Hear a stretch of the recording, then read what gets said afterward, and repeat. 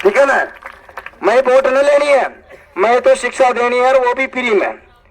पीसा तो देश पड़े, पूरा भारत पड़े को बोलो चे, वहां से कमा लेंगे, अपने घर की बात है। हमारी बात अगर अच्छी लगे तो एक बार ऊंचा हाथ करता है जरूर बजा दो, हमारा भी मनोबल बढ़ा दो। तो अरे भाई वहां पर जाते हो तो आपका बच्चे को 10,000, 15,000, 25,000, 20,000, 50,000 रुपए देने पड़े, जैसे कोचिंग हुआ है, और रेबा का अलग देनी पड़े। तो रेबा की तो मैंने क्यों, लेकिन अगर जो कोचिंग की फीस लागे है वही अगर मैं फ्री कर दूं तो चलेगा।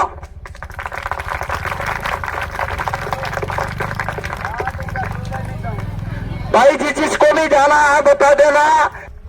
एसएससी, बैंक, रेलवे, कांस्टेबल, पटवारी, शिक्षक, first grade, level 1, level 2, RS, IAS, collector, जज, एडीएम, ये जितने भी बने हैं ना, सब कुछ ये सिर्फ और सिर्फ शिक्षा के दम पर बने हैं। अतः शिक्षा रूपी शेरनी को दूलता, शेरनी जैसे शेरनी को दूध यहाँ बालका ने पिलाओ, और जो है इन्होंने पी लियो ये शिक्षा को दूध, तो पक्का है कि ये नौकरी लाग से कोई रोक न सके, ये मारो वादो है पासो।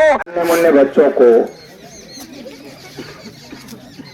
बहुत बहुत शुभकामनाएं नए साल की। उनके माता पिता जो यहाँ बैठे हैं, आपको भी बहुत बहुत शुभकामनाएं। तारों को चमकने के लिए रात चाहिए, तारों को चमकने के लिए रात चाहिए, दीपक को जलने के लिए बात चाहिए। आज मांगलिकरा बोरखेड़ा में इन बच्चों की शानदार प्रतियोगिता रखी गई है। सभी जोरदार इन बच्चों को प्रोत्साहन है, तो आप कहोगे जोड़ेगी तालों की बरसात चाहिए।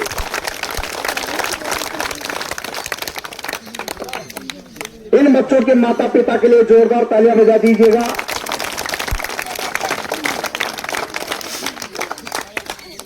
यहाँ सभी जो माताएं आई है, इन माताओं के लिए जिन्होंने आपको और हमें जन्म दिया, इनके लिए जोरदार तालियां बजा दीजिएगा। अपने अपने माता पिता के लिए जोरदार तालियां बजाइए। आप तरह से आप ये बताइए, माता पिता से अगर प्रेम करते हो तो, अगर माता पिता से प्रेम करते हो तो तालियां जरूर बजाइएगा। बहुत बढ़िया। मैं अपनी बात को शुरू करता हूं। शिक्षा शेरनी का दूध है, जो पिएगा वो दहाड़ेगा। और आज यहाँ जो बच्चे बैठे हैं, मैं थोड़ा सा अपना परिचय देता हूँ। कोटा में कोचिंग क्लासेज है कंपटीशन की, जिसमें रेलवे, एसएससी, बैंक की तैयारी मैं कराता हूँ। और हमारे यहाँ से जो भी आपके यहाँ से बच्चे जाते, कांस्टेबल, पटवारी, रेलवे में या किसी प्रकार की नौकरी लगना, तो नौकरी लगने के लिए कहीं न कहीं कोटा ही जाते हैं आप लोग। और वहां जाते हैं तो वहां जाकर के हमसे ही मिलते हैं आप ही आपके बच्चे। मैं तो ये कहता हूं, शिक्षित बनिएगा, संगठित बनिएगा और संघर्ष कीजिएगा। और जितना ज्यादा होगे शिक्षित, उतना ही आपका, हमारा परिवार, हमारा गांव डेवलप होगा, हमारा समाज का विकास होगा, तभी हम आगे बढ़ पाएंगे। आज यहाँ नन्हे मुन्ने बच्चे बैठे हैं, इनके लिए मैं बता देता हूं, जिन्होंने भी 10वीं कर ली है, 12वीं कर ली है, 10वीं के बाद आप अपने लाल को मुझे दे दीजिएगा। मैं सरकारी नौकरी लगाकर न छोड़ूं, तो मुझे यहाँ आने का दोबारा मौका मत दीजिएगा।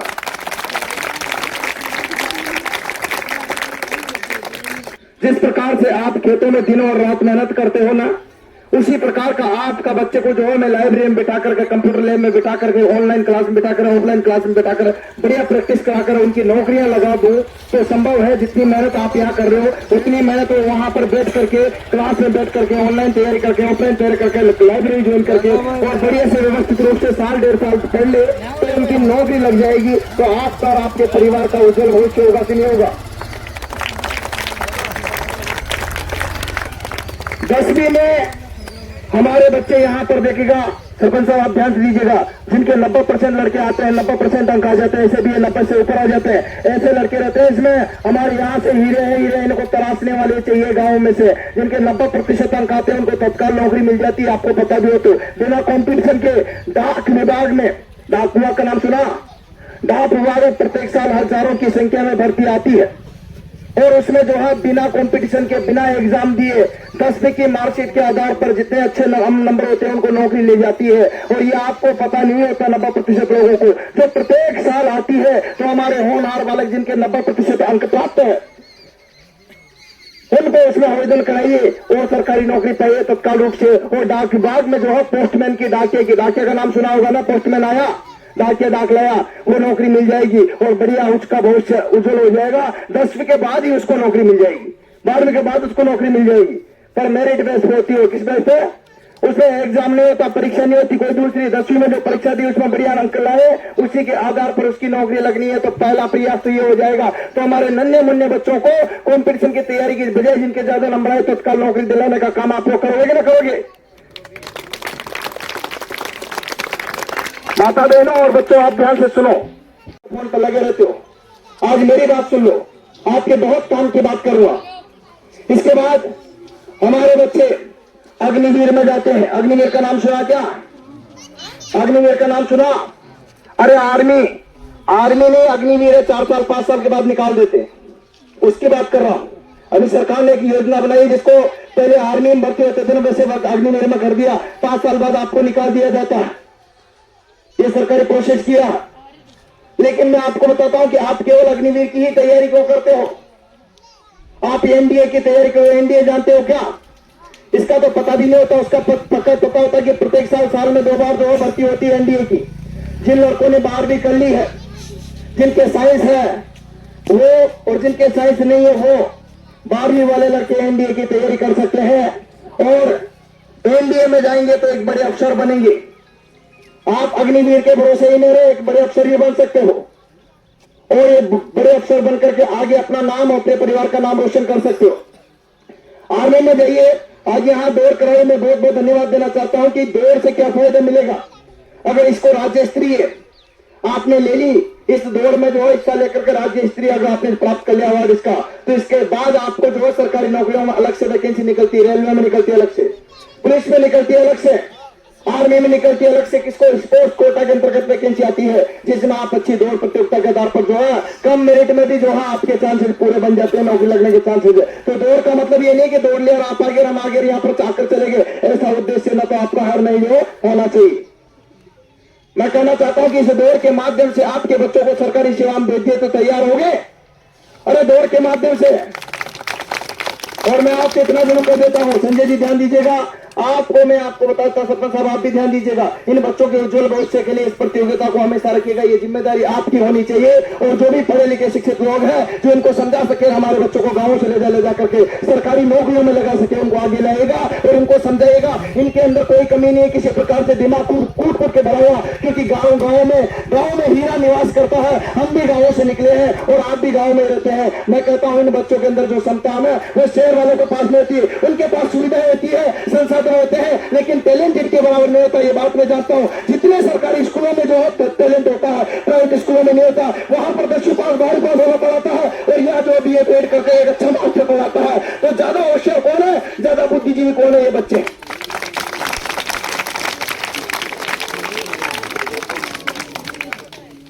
इन लाल को ऐसे मत छोड़ो, इन हीरो को ऐसे मत जाने दो।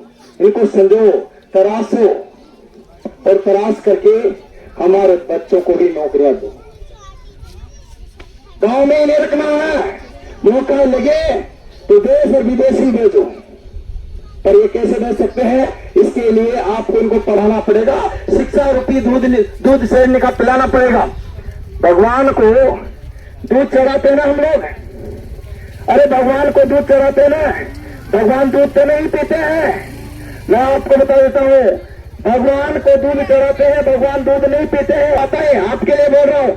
इन बच्चों को दूध पिलाइए और वो भी शिक्षा रूपी दूध पिला करके इनको आगे बढ़ाइए और अपने बच्चों का भविष्य बनाइए। 2 रोटी कम खाइए, भले उपवास मत रहिए, पर रहिए तो ऐसा रहिए कि अपने बच्चों को 2 रोटी कम खाकर पढ़ा लिखा दीजिएगा और 10वीं के बाद 12वीं के बाद मुझे दीजिएगा। अगर नौकरी न लगे तो दोबारा यहाँ बोलने का मौका मत दीजिएगा।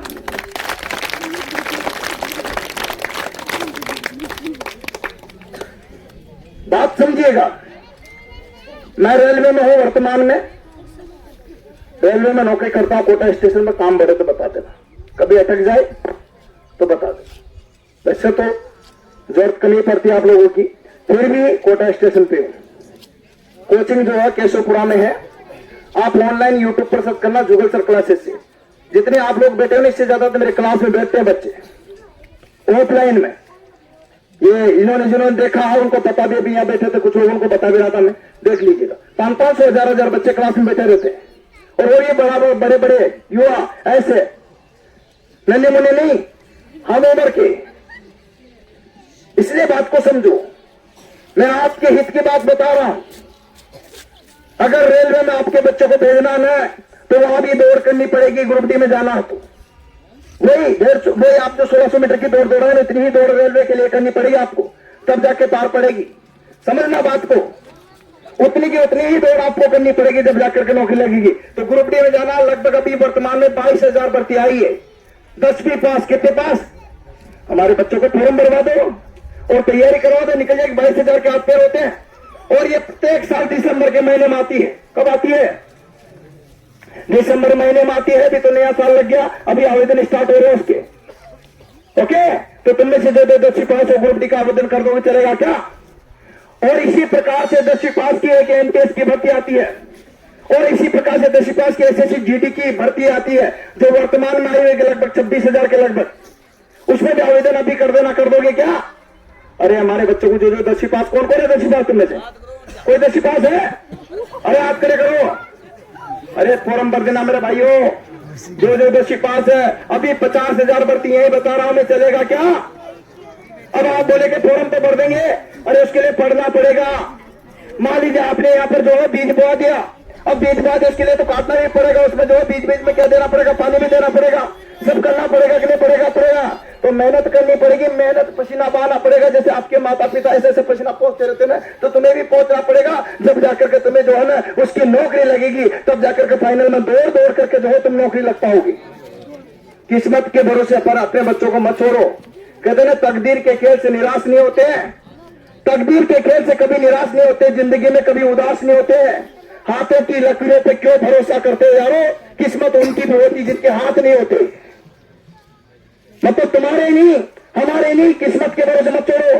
हमने बहुत सारे ऐसे लोगों को देखा है जिनके हाथ नहीं है और वो भी कलेक्टर बने हैं, जिनके पैर नहीं है फिर भी उन्होंने जो प्रतियोगिता में जो है वर्ल्ड चैंपियन बने हैं। आपको एक अच्छे कोच की आवश्यकता है। कोच का मतलब, अगर आप जानते हो क्रिकेट में जाते हो, अरे सचिन तेंदुलकर का कोच अच्छा नहीं होता तो क्या वो सफल हो पाता? क्या विराट कोहली का कोच अच्छा नहीं होता तो क्या वो सफल हो पाता? अरे जितने भी आगे बढ़े हैं उनके कोच अच्छे होते हैं, उनके माता पिता और गुरुजन का अच्छा आशीर्वाद उन पर होता है, तब जाकर के वो आगे बढ़ पाते हैं। बिना गुरु के कहीं पर भी सफलता संभव नहीं है, चाहे आप किसी भी फील्ड में चले जाओ।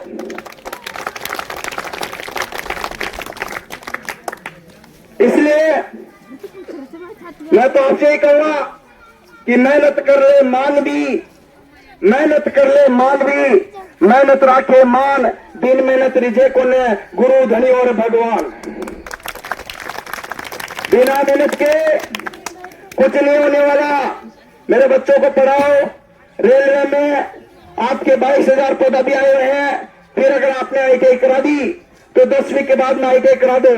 और फिर जो अभी लोको पाइलट की जनवरी में प्रत्येक साल 15,000, 10,000, 20,000 भर्ती आती है। फिर उसके बाद टेक्नीशियन की आती है।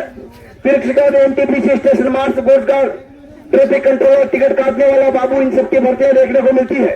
इसके बाद में अगर आपने नर्सिंग वगैरह करा दे तो हमारे बच्चों को जो है रेलवे हॉस्पिटल में और अनेक प्रकार की नौकरियां मिलने का अवसर रहता है। इसी प्रकार से SSC में BA के बाद में वैकेंसी मिलती है। इन नन्हे मुन्ने बच्चों को पढ़ाओ। आप, मैंने पे बोला है 2 रोटी कम खाओ, लेकिन बच्चों को जरूर पढ़ाओ। मैं बिल्कुल आपके जैसे नन्ना मुन्ना बच्चा ही था और ऐसी स्थिति से निकला हूं गांव से। मैं शहर में पैदा नहीं हुआ हूं। शहर में लेने से हमारे परिवार वाले इतनी परवरिश नहीं दी है जितनी जो है शहर वालों को आज हमारे बच्चों को हम दे पा रहे हैं।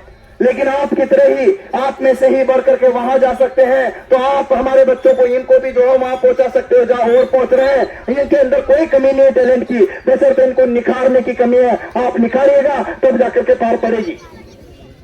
और जो होशियार बच्चे हैं उनको बड़ी तैयारी भी करा सकते हो। डॉक्टर बनेगा, इंजीनियर बनेगा, कलेक्टर बनेगा, IAS बनेगा, IPS बनेगा, कांस्टेबल बनेगा, पटवारी बनेगा, जज बनेगा, तहसीलदार बनेगा। कोई कहे किसी की किस्मत में लिखा क्या, कोई सील लग करके आएगी, ये तो डॉक्टरी बनेगा, इंजीनियर बनेगा, ये कांस्टेबल बनेगा, थानेदार बनेगा, ये जज बनेगा, ये वकील बनेगा। ऐसा कहीं किसी के लिखा क्या? अरे पैदाइश लिखे है तो बता मुझे किसी के सील लग रही हो तो आई क्या?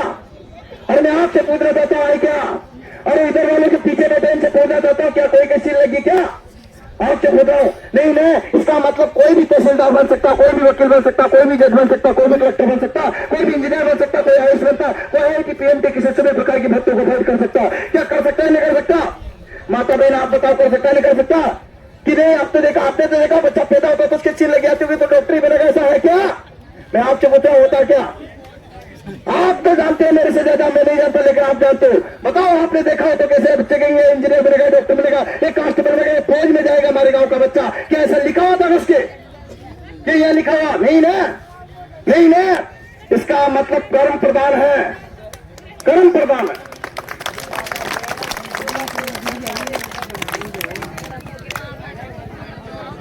ये माताओं की नहीं, माता पिता सबकी जिम्मेदारी है और बच्चों की भी बराबर भागीदारी है। जितने निभाओगे बच्चों, हमारे बच्चे देखिएगा दिन भर कमठे का काम कर लेते हैं, माता पिता तो कर ही रहे। दिन भर खेतों में जो हल जोत लेते हैं, हल नहीं जोतते तो ट्रैक्टर जोत लेते हैं, ट्रैक्टर नहीं जोतते तो पता नहीं खाद छाट लेते हैं, और भी पता नहीं जुताई उताई का काम माता बहने दिन भर लगी रहती है। सुबह जो है ना चूल्हा चौका करके पहुंच जाती है, 12 घंटे 15 घंटे काम कर लेती है। अगर आप बताओ उम्र आपको लगभग बहुत सारी उम्र होगी है, मजदूरी करते हैं, खेतों पर काम करते हुए और कर रहे हो, और जहां तक करते रहोगे जहां तक तुम्हारी बस की रहेगी, तो हमारे बच्चे ये नन्हे मुन्ने 10वीं के बाद में 1 साल 2 साल लगातार बैठ करके जो कमरे में 10-12 घंटे नहीं पढ़ सकते क्या?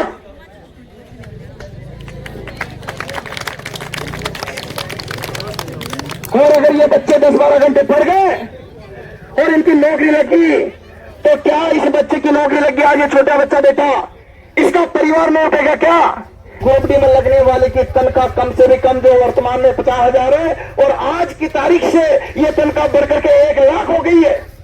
कितनी हो गई है? जो चतुर्श्रेणी चपरासी जिसे कहते हैं ना तुम लोग, चपरासी की पोस्ट है। अम्मा का गांव में तो शायद कहते हैं, यह भी कहता होगा कि सरकारी नौकरी से चपरासी की बढ़िया। हमारे गांव में कहते थे, मैं यहाँ का नहीं है, मैं 12 छिपाबड़ों से हूँ, ठीक है। वहां तुम्हारे इतना छोटा सा घर है, 100 घर है हमारे गांव में, तो ये तो बड़ा 150 वाला 200 वाला। मैं तो और छोटे घर में छोटे गांव में पैदा हूं। हमारे यहाँ की तरह सभी समाज के लोग वहां भी रहते हैं, लेकिन मैं आपको ये कहता हूं, इन बच्चों को पढ़ा लिखा के आगे बढ़ाइए, शिक्षा की ओर ले जाइए। हमारा और कोई उद्देश्य नहीं है, और इनको पढ़ा दिया तो आपका जीवन, आपका भविष्य, आपके परिवार का, आपके गांव का नाम रोशन होगा कि नहीं होगा? होगा कि नहीं होगा? आज आपका गांव से एक बंदा जो है फौज में गया कि नहीं गया? अरे गया कि नहीं गया? तो बताओ उसकी खुशी में आज हम दौड़ प्रतियोगिता रख रहे कि नहीं रख रहे? अगर यहां से आपके के गांव से 10 से 20 बंदे 50 बंदे नौकरी लग जाए तो बताओ आगामी जो आने वाली पीढ़ियां है, जो आगामी छोटे छोटे बच्चे हैं, उनसे सीखेंगे कि नहीं सीखेंगे? और उनसे पूछेंगे कि तुम कैसे नौकरी लगे हो, या फिर जो है फलाना को लड़को लागे हो तो तू भी लाग से कर पढ़ ले भैया, उससे पूछ ले, वो बताओगे जिसका कर ले। अगर उसने बताया वैसे कर लोगे तो नौकरी लग जाएगी, और नौकरी लग जाएगी तो तुम्हारे गांव का ये जो है आपके यहाँ पर जो बोरखेड़ा का उद्धार होगा कि नहीं होगा? अरे होगा कि नहीं होगा? तुम्हारी पंचायत का उद्धार होगा कि नहीं होगा? और सरपंच साहब का बच्चा को उद्धार होगा कि नहीं हो? मैं आपसे पूछना चाहता हूं। तो मैं तो ये कहूंगा कि ऐसी प्रतियोगिताओं के बाद में इनको गाइडेंस दो, इनको मोटिवेट करो, इनको सफलता की ओर आगे लाओ। और ऐसे माता बहने जितने आपका गांव में 150 घर है, 150 मन यहाँ बैठा, क्या सारा ना आ सके? तो अरे आ सके, खेता में काम करवा जा सके ना, तो यहाँ भी आ सके। अगर ताई में हमारी बात अच्छी लगी हो, लागी क्या माता बहना कहें तो लगी हो कि ये तो मानो ना हमारी बात, ये ठिकाना मारे तो वहां बात कर रहे। देखो मोबाइल चला पा रहा हूं, अरे मोबाइल चलाओ बाद में चला जाओ मारा भाई हो, ये ताप बाबा जिंदगी मेरी तापते रहो, ताकि आ जाओ हमारी बात सुन लो। कहीं नुकसान हो जाएगा तो स्वास्थ्य थोड़ी खराब हो जाओ, बीमार पड़ जाओगा क्या? कहीं अगर आज 1 घंटा 15 मिनट 20 मिनट में सुन जाओगा तो कुछ हो जाएगा क्या? अरे बीड़ी पीबा रहा भाई हो, सिगरेट पीबा हो।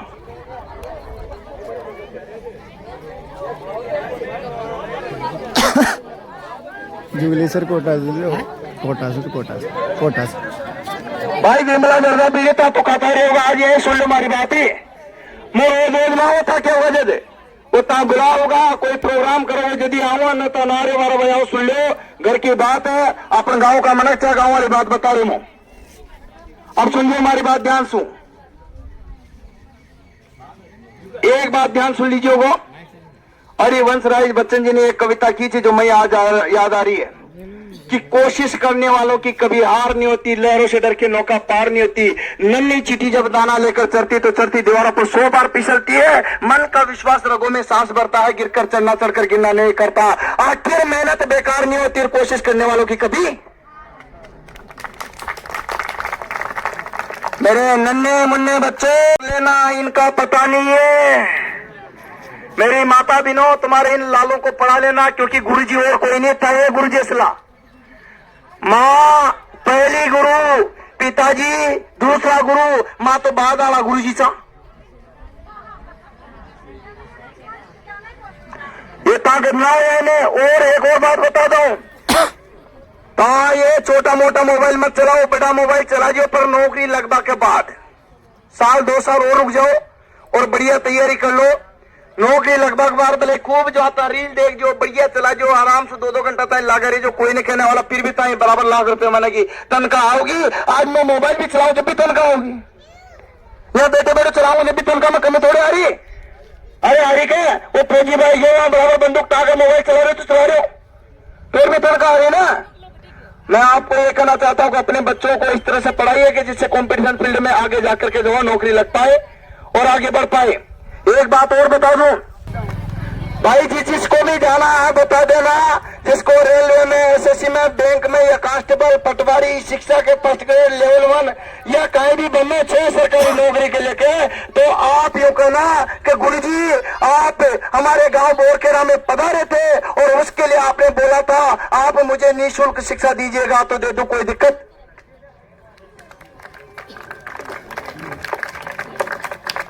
अब बहुत सारे बच्चों के तो ये लगता है कि माँ का बच्चा माना जा पाऊंगा, अरे बाकी लेकर खर्च किया है मांगो ना कोई नहीं, मुझाओ नहीं पाती।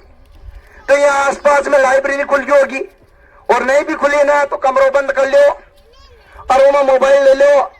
व्हाट्सएप चला के लेके नहीं है, इंस्टाग्राम चला के लेके न खेरे मुंह, यूट्यूब चला के लेके न खेरे मुंह, वो ऐप डाउनलोड कर लीजिए जुगल सर क्लासेज नाम से। वो 2 लाख से ज्यादा लड़का लड़की पढ़ रही है, आज देख लीजिए यूट्यूब पर जुगल सर क्लासेज नाम से दिख जाओगे 2 लाख से ज्यादा चौथोरी पूरा भारत का पढ़ रहा। उतना का गांव मार गए तो इजी बात है, खेरे तासू, लेकिन पढ़ रहा पूरा भारत का, यूपी, बिहार, झारखंड, उत्तराखंड, जम्मू से लेकर कन्याकुमारी का छोचोरी अगर पढ़ता होने दिख जाता है हमारा कोचिंग में ऑनलाइन ऑफलाइन। देख लीजिए, वहां से पूछ भी रहे वो कहां से है, वो जम्मू कश्मीर से, कहां से है, झारखंड से, कहां से है, उत्तराखंड से, कहा के यूपी, कहा बिहार, वहां के लड़के आकर के पढ़ते हैं। ये हमारे बच्चे जो है ना यहाँ बैठ करके बीरिया पीरिया, ये दुर्भाग्य हमारा। बोले गांव को उद्धार नहीं हो, अरे वो जब जब यहाँ पर हमारी बात सुनेगा तो ताकि यहाँ बच्चा ने अगर मैं ऑनलाइन कोर्स भी फ्री दे दूं और बंद कमरा में एक पढ़ ले तो चल जाओगे काम, जो वहां न जा सके वहां के लेके भी सुविधा कर दो, चालक हो क्या।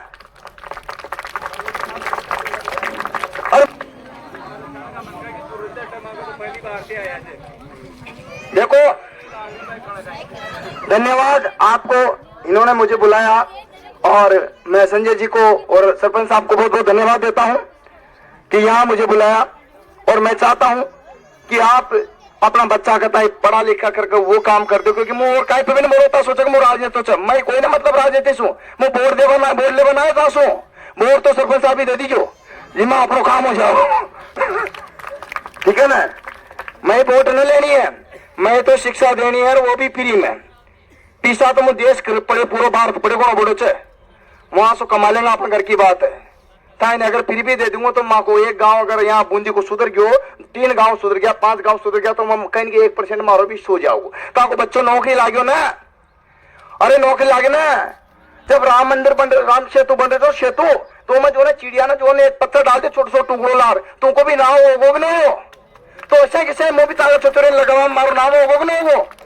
बस यही चाहिए, मैं तो यही चाहिए ताको बच्चों नौकरी लागे, कांस्टेबल बन गयो, पटवारी बन गयो, जज बन गयो, तहसीलदार बन गयो, डॉक्टर बन गयो, इंजीनियर बन गयो, या फिर फौज में चल गयो, या फिर कहीं में बन गयो, रेलवे में चल गयो, एसएससी में चल गयो, बैंक में चल गयो, अरे भाई एनडीए में चल गयो, या फिर जो है ना वो कहना जगेगा डीआरडीओ में चल गया, इसरो में चल गया, बेल में चल गया, सेल में चल गया, ऑर्डिनेंस में चल गया, आईएएस में चल गया, पीएस में चल गया। 1000 प्रकार की जो भर्तियां आती है, इनमें से किसी में भी बच्चा नौकरी लग गया ना, मैं गारंटेड बोल रहा हूं उसमें उस चिड़िया की तरह मेरा भी एक योगदान उसमें हो जाएगा। होगा कि नहीं होगा? बाकी असली योगदान तो वहां की माताओं को रे, फिर दूसरा नंबर पे पिताजी को रे, फिर मावा गुरु, समझ गया बात। मिल्खा सिंह को नाम सुने था, मिल्खा सिंह कौन कौन सुने हाथ कर करो, वाह मिल्खा सिंह नाम सुनो, धन्यवाद माता जी। आपने तो सुना होगा मिल्खा सिंह का नाम, किस किसने सुना पीछे से?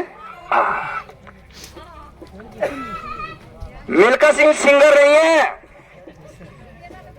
पहला भारत का इंटरनेशनल दौड़ने वाला पहला खिलाड़ी है जो मिल्खा सिंह के नाम से जाना जाता है। और जब मिल्खा सिंह दौड़ता था ना, आप देखना एक पिक्चर है उसकी मिल्खा सिंह नाम से, क्या भाग मिल्खा भाग, क्या है उसके पीछे जो टायर बांध लेता था और जब भगता था ना वो, बात समझो, जब भगता था ना वो, तो जब उसको 10वां चक्कर पूरा करता था, 10वां चक्कर, तो मिल्खा सिंह बोलता था कि गुरुजी अब बस की नहीं है, सांसा फूल गई, अब मैं न दौड़ पाऊं, मारा बस की नरी।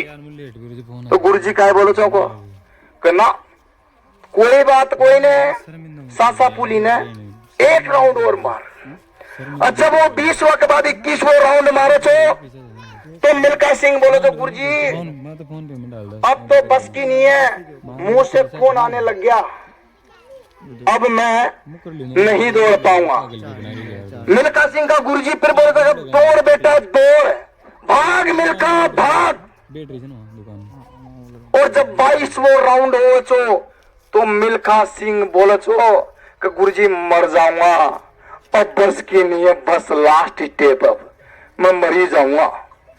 कब मिल्खा मर जा साले, लेकिन दौड़, क्योंकि 22 राउंड तो सब लगाएंगे, जो 23वां राउंड लगाएगा वही वर्ल्ड चैंपियन कहलाएगा। और भारत में नहीं विश्व में जाकर के भारत का तिरंगा लहराया और जो है पहला धावक कहलाया, जो मिल्खा नाम से सिंह से नाम जाना जाता है। तुम में से भी एक बार अगर कोई बच्चा फेल हो जाए तो परेशान मत होना, फिर चक्कर लगाना। एक बार तुम भी फेल हो जाए तो फिर पढ़ाना, और तुम्हारा बच्चा जो है कि 2 साल पढ़ लोगे, तीसरी बार के 1 साल हमारी तरफ से पढ़ लो बेटा, पर लगा चक्कर और वो लास्ट चक्कर ऐसे रोगों को बच्चों नौकरी लगर निकलो।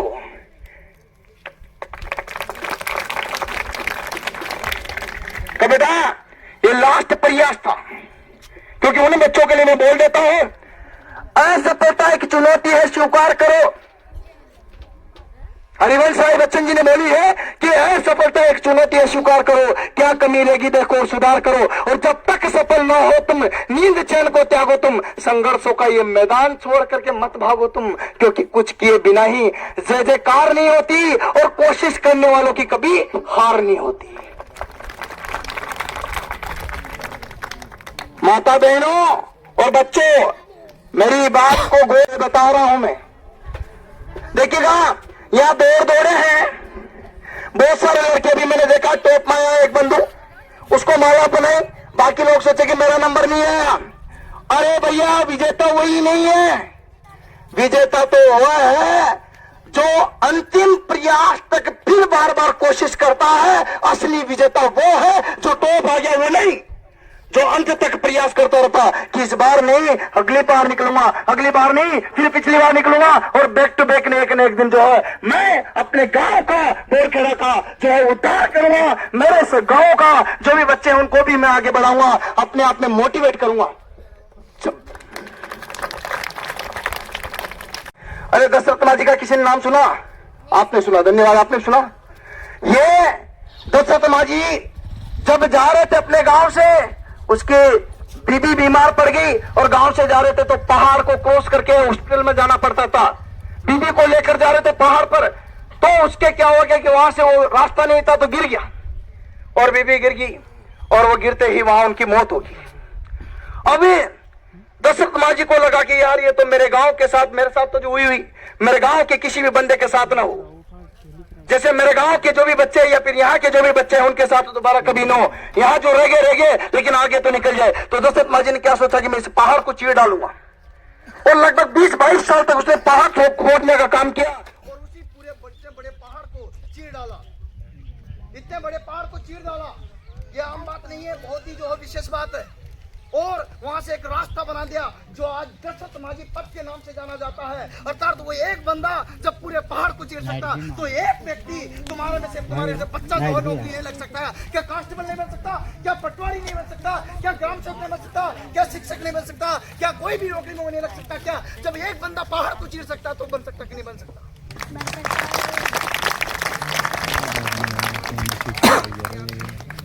एक बंदा चार्जर नाव चलाता था, उसके माता पिता भी नाव डाल दीजिए ना यार, मोड़ चलाते थे। गाड़ी ले सुबह का खा लिया, शाम को चिंता होती थी, शाम को खा लिया, सुबह की चिंता होती थी। फोन में फोन आ रहा था, आप मानोगे नहीं, कोई झूठ लगा यार। उसके बेटे ने पढ़ाई की और पढ़ाई करके ऐसी पढ़ाई की कि दो हमारे भारत को मिसाइलें बना दी, जिसे मिसाइल मैन के नाम से जाना जाता। डॉक्टर अब्दुल कलाम राष्ट्रपति तक पहुंचा। एक बेटा हमारे ही गांवों से पनपा, जिसे वंचित कहते थे, दलित कहते थे, अछूत कहते थे, जिसको स्कूलों में पढ़ने नहीं देगा, दूर में करके जो पढ़ाया जाता था कि बार बार छोटी जाति का बाहर। ऐसे बंदे ने पढ़ाई की और दिन रात एक करके मेहनत करके पसीना बहा करके 32 डिग्रियां ली, जबकि अमेरिका में कोलंबिया यूनिवर्सिटी से पीएचडी तक की, और प्रोफेसर और वकील और जो है बन करके पहला कानून मंत्री बन करके भारत का संविधान लिखा, वो थे डॉक्टर बाबा साहब अम्बेडकर। तो आप नहीं हो सकते क्या? अरे बेटा आप नहीं हो सकते क्या? मैं तुम्हारी तरह था, छोटा सा, इसी प्रकार से पैदा करता था। क्या तुम मेरी तरह नहीं हो सकते हो क्या? अरे हो सकते हो, नहीं सकते हो? अरे बच्चों तुम भी हो सकते हो। अगली बार दौड़ पर एकदम तुम्हारा नाम आना चाहिए। आएगा? अरे आएगा कि नहीं आएगा? जब दौड़ प्रतियोगिता होगी अगली बार तो तुम्हारा नाम आएगा कि नहीं आएगा? मैं चाहता हूं इस बार जब मैं आया तो अगली बार बच्चों को भी यहां सम्मानित करूं, और एक को नहीं, कम से कम 3 या 5 को सम्मानित करा करो। प्रथम आने वाले को, दूसरे आने वाले को और तीसरे आने वाले को, जिसे मनोबल बढ़ता बच्चों का, और वो आगे जाकर अपने बच्चों का जो है वो उनके अंदर स्फूर्ति आएगी, वो बढ़ पका आगे बढ़ पाएंगे। तो मेरे भाइयों, मेरे गांव के साथियों, और भी कुछ कीजिए मत कीजिएगा, आप कुछ भी कीजिएगा लेकिन बच्चों को जरूर पढ़ाएगा, क्योंकि बच्चा ही है जो पौधा है, आप जैसे बोओगे वैसे पल देगा। बोना कौन पड़ेगा? अपनी माता पिता ही बोएगी। यही आप हो सकते हो। इन बच्चों को पढ़ा करके आप नौकरी लगा दोगे ना, मैं बता रहा हूं आपकी पीढ़ियां तर जाएगी। ये मैं आपसे वचनबद्धता दे रहा हूं। जिस प्रकार से बैक टू बैक एक के बाद एक सिलेक्शन होते जा रहे हैं, आप न मानोगे, कम से कम 1149 लड़कों का इस बार सिलेक्शन दिया मैंने इसी भर्ती में, रेलवे में। कितने? 1149। और वही एसएससी में आपके न करके जो है 449 लड़कों का जो है 450 लड़कों को लगभग सिलेक्शन दिया। मतलब हजारों की संख्या में जो है नौकरी लग रहे हैं बच्चे। पढ़ाइए, शिक्षा की ओर आगे बढ़ाइएगा, मैं आपसे यही कहूंगा। इसीलिए किस्मत के बड़े मत छोड़िए। अंत में मैं आपसे एक बात कह देता हूं, तकदीर के खेल से कभी निराश नहीं होते। अंत में मेरी बात को विराम करने से पहले माता बना कि आप अपने बच्चों को पढ़ाओ और शिक्षित बनाओ, तभी जाकर के सफलता सुनिश्चित हो पाएगी। तो आप ध्यान दीजिएगा, ये प्रोग्राम करना हमारा उद्देश्य नहीं है। इस प्रोग्राम से एक और ज्वाला निकलनी चाहिए, और इस बार यहाँ पर जितने बच्चे बैठे हैं ना, उससे ज्यादा बच्चों का यहाँ उपस्थिति होनी चाहिए, और उसके बाद हजारों बच्चों का सिलेक्शन जो है नौकरियों में लगना चाहिए। तब तो इस प्रोग्राम करने का उद्देश्य है। तब तो संजय जी को और सरपंच साहब आपसे भी निवेदन कर रहा हूं कि इतना बहुत बड़ा गांव है आपका, बहुत बड़ी पंचायत है, कि आपका फर्ज बनता है कि अगली बार यह जगह नमाए और उससे मोटिवेट करवाओ। ऐसे 2-4 लोगों को बुलाओ और आप भी मोटिवेट करो, अपने बच्चों को नौकरियों की ओर आगे बढ़ाओ, तो आपकी सरपंचायत सार्थक होगी। अन्यथा मुझे नहीं लगता कि आप जो है कुछ काज कर पाओगे। अपने बच्चों को शिक्षा की ओर बढ़ाइए। फिर अपन आगे बात करेंगे इसी श्रेणी में। मैं नेक्स्ट अपडेट में फिर मिलूंगा। और कोई आप जितने भी बैठे हो, एक मोबाइल पर जुगल सर क्लासेस नाम से सर्च करना, अभी कर लो जुगल सर क्लासेस नाम से, और आप उसको सब्सक्राइब कर लीजिएगा। उससे क्या होगा कि आपको पता चलेगा बंदा जो कर रहा है कि नहीं। 2 लाख लड़के पढ़ते कि नहीं पढ़ते, और पढ़ते हैं तो आपकी विश्वास करके जाएगा पढ़ता। कोई दिक्कत वाली बात नहीं है। मैं आपके साथ में हूँ, बस इतना ही कहूंगा। अभी विराम चाहता हूँ। सबसे बहुत बढ़िया, आप लगे रहेगा। जय किसान, जय विज्ञान, जय संविधान, और जय ज्ञान, और जय हमारे प्राणा की। एक बात से भी बोलिएगा मेरे साथ में। किसान